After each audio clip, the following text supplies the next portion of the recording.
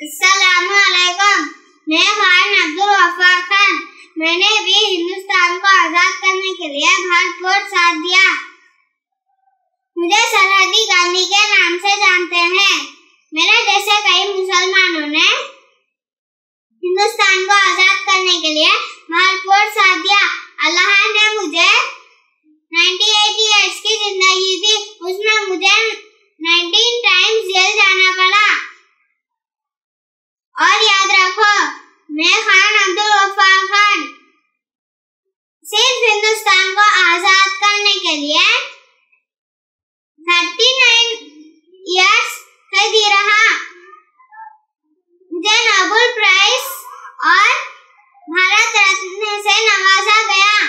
नन्हे मुन्ने मुजाहिदों, हिंदुस्तान से प्यार करो, नाइंसाफी को दूर करो, मिलजुल कर रहो, बुराई को दूर करो। जय